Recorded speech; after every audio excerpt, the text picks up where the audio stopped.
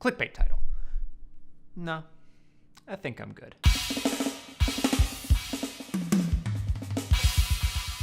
Hello, everyone, and welcome to the Week I Review. My name is kubas-meyer, and today I want to talk about a YouTube video, Inside the Mind of Jake Paul. Critically, I am not going to focus on the entire Mind of Jake Paul docuseries that this one video serves as the finale for. I had hundreds of words pre-written on the whole thing that I scrapped because those 6 and change hours really do a disservice to the finale, which does a disservice to itself. And what's so fascinating about that is how it so glaringly reveals its own flaws. Shane Dawson is not Errol Morris. Jake Paul isn't Robert McNamara or Donald Rumsfeld or even Steve Bannon, but I kept thinking about those Morris movies in concept, if not actual implementation. Part of the reason is the simple fact that Inside the Mind of Jake Paul runs for an hour and 45 minutes, putting it squarely in the feature-length category against The World of Morris and Others. The 40 to 50-minute pieces that preceded it feel fundamentally different, despite the fact that the final episode doesn't have any more things in it than the others. It just has them for longer. And Jake Paul is reviled by the public and the media in a different way by much different people for less significant reasons. But the initial reaction to a docuseries about Jake Paul was, "Darn it, Shane Dawson, don't you dare make me feel for Jake Paul." The idea of giving that guy a platform was anathema to a wide swath of the people on the internet who care about the things that happen on the internet. And yet he did. And so you do. The question that bogs down the first half of the series, is Jake Paul a sociopath, is so far from view and irrelevant by the finale that you honestly wonder why Shane Dawson bothered in the first place.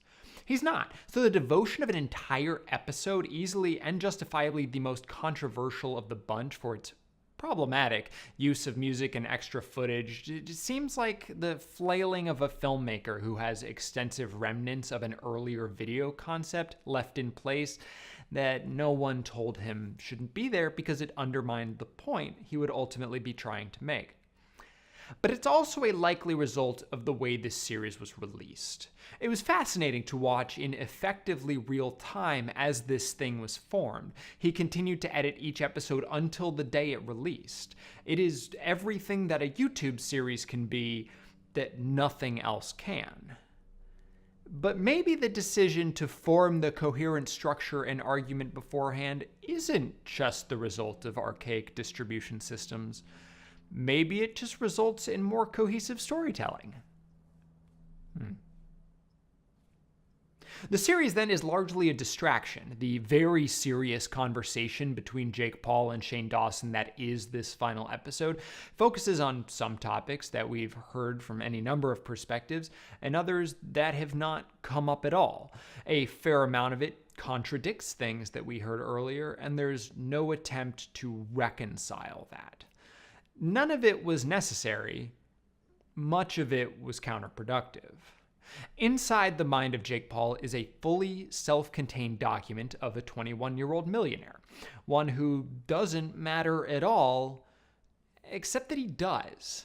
I didn't care about the younger, slightly less controversial Paul brother until I saw Nerd City's video on him entitled Parents' Worst Nightmare, Jake Paul, which exposes some genuinely dangerous aspects of the videos of someone who claims his audience is kids 8 to 16. I continue not to care on a personal level, but that video shattered any impression I had that Paul's success was benign. That video also serves as the basis for the most revealing moment of this entire series. It's not, as Shane seems to believe, in the segment where things get real and the background music comes down. More on that, I can assure you. But in the exchange that precedes it. Shane brings up Nerd City and the accusations he makes. He gives Jake Paul a chance to be redeemed, and Jake Paul rejects it outright. Not only will he not apologize for manipulating children into buy-in dat merch, he rejects the premise of the question. The closest thing he gives to an actual defense, that SpongeBob has commercials too, bro, falls on deaf ears in the only moment where Shane genuinely sort of pushes back. I believe that Jake doesn't understand the problem with what he's doing, but that doesn't make him anything but wrong for doing it. And I'm glad someone told him that to his face. Maybe when he's 30, he'll understand. Can you imagine Jake Paul at 30? He probably can't either. The intent of these Shane Dawson docuseries has been to give a platform to controversial figures on YouTube and let them speak their truth in a setting moderated by an ostensibly but clearly not neutral arbiter. It's an interesting, perhaps even admirable goal, but it is also one that grinds against the reality of a Shane Dawson video. This is because Shane Dawson is not a particularly good interviewer. His YouTuber sensibilities overtake his conversations as he interjects himself into basically every question he asks. Everything begins with a monologue explaining what he thinks and why before he invites the other party to respond, and back and forths continue in this pattern. He often offers his subjects the opportunity to just stop talking or turn off the camera. He, of course, would then have much to say about this fact, but whatever. It makes sense, really, though, because as much as any of these series, this, Jeffree Star, Tanacon, are about the people whose names clickbait his titles, they're really all about Shane. And that's fine, but let's not pretend that this is anything else. 53 minutes into Inside the Mind of Jake Paul, a title card says that heavy stuff is coming, which is not wrong, and so Shane will remove the background music that has been playing under everything thus far. And that moment, and the subsequent conversation that happens in silence, is so clarifying, because you can feel the manipulation on Shane's part in the musical choices that he makes, even more than in the video clips he overlays. The music is heavy-handed. It's loud. I listened with headphones. It doesn't benefit the video. And I can now say that with the utmost confidence because even if the conversation that begins there is not the most enlightening, it's the most compelling. This is where you just get Jake Paul in all of his glorious dullness. He's not an interesting person to listen to. His language is simplistic and repetitive, particularly when he's trying to express emotion, which much of this video is him struggling to do. He dropped out of high school, and you can tell.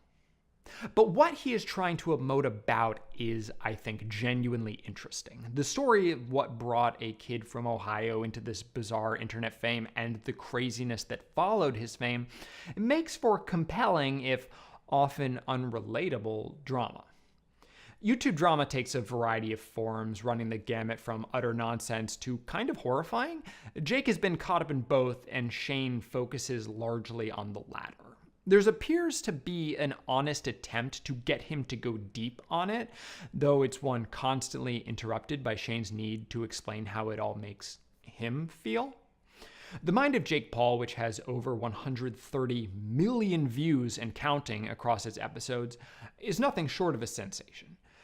It also has taken on this broader importance, as the entire internet that cares about the internet stopped to have an opinion, myself obviously included, though I waited until the end before subjecting the world to it. Oh wow, someone get this man a trophy. And the series, and this episode in particular, will shape the way people perceive Jake Paul going forward. This platform, these 105 minutes, the chance to say things with some pretense of radical honesty is disarming. But it's a puff piece, and we can't let ourselves think otherwise. Shane Dawson likes Jake Paul, and that fact hangs over every minute.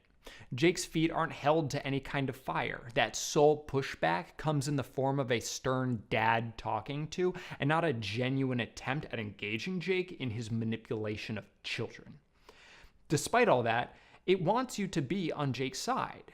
And of course it succeeds, because if you don't, you wasted 8 hours of your life. 6.9 out of 10. Thank you so much for watching. If you enjoyed this video, that is awesome. If you did not, I'm sorry. I hope to see you next week.